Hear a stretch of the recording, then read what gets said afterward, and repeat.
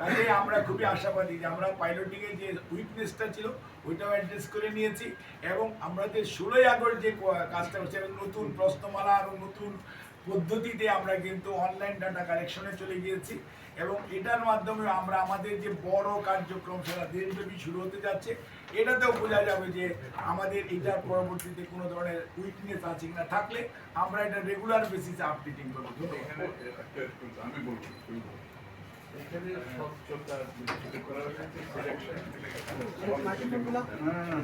এখানে আরেকটা জিনিস আপনারা খেয়াল করে দেখেন, এখানে জবাবদিহিতাটা এমন একটা পর্যায়ে গিয়েছে যে এবং স্বচ্ছতা, যেমন আমরা মাননীয় প্রধানমন্ত্রী বলেছেন এটা ইউনিভার্সাল, অর্থাৎ এখানেই প্রথম যে টার্গেটিং এর মধ্যে কোনো এরর নাই। টার্গেটিং আমরা করতেছি কি সিলেকশনের মধ্যে সব চলছে, তার পরবর্তীতে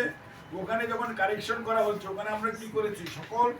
ইউনিয়ন এবং ওয়ার্ড পর্যায়ে কর্মরত সরকারি কর্মচারী যারা আছে ওখানে কিন্তু আমরা কোনো রাজনৈতিক কর্মচারীকে আমরা অ্যাপয়েন্ট করি না বা রাজনীতিবিদ বা রাজনৈতিক কর্মীকে আমরা অ্যাপয়েন্ট করি না। ওখানে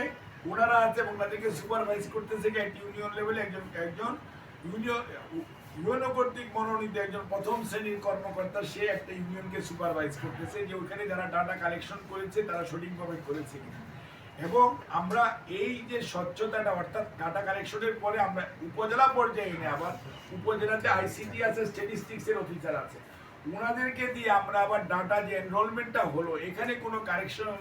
ভুল হচ্ছে কিনা এটা আবার ইউএনও সাহেব এটা সুপারভাইজ করতেছে এবং উপজেলা পর্যায়ে আমাদের একটা কমিটি আছে, সেখানে চিফ হচ্ছে ইউএনও সাহেব এবং ওখানে যখন প্রথম শ্রেণীর কর্মকর্তা ওনাদেরকে আমরা ওখানে আপনার সদস্য করেছি। আর ইউনিয়ন লেভেল হইতেছে আপনার একজন 3 লেয়ারে এবং জেলা পর্যায়ে ডিসি সাহেবদের নেতৃত্বে ওখানে আপনার কমিটি আছে, উপজেলা জেলা সমাজ কল্যাণ যে জেলার যে ডিডি আছে পরিচালক ওনার নেতৃত্বে বিভাগীয় পর্যায়ে আমাদের বিভাগীয় কমিশনাররা, বিভাগীয় পরিচালক সহ ওখানে যে পুলিশ যত অফিসার আছে ওনাদের লেভেলে আবার একটা কমিটি আছে, আর ন্যাশনাল লেভেলে আমাদের এই কমিটি আছে। অর্থাৎ আমরা কিন্তু এই কর্মসূচি বাস্তবায়নের জন্য আমাদের থেকে যতটুকু সম্ভব ট্রান্সপারেন্সি এবং এটার যে টার্গেটিং এরর এবং এটা যে সরকারের একটা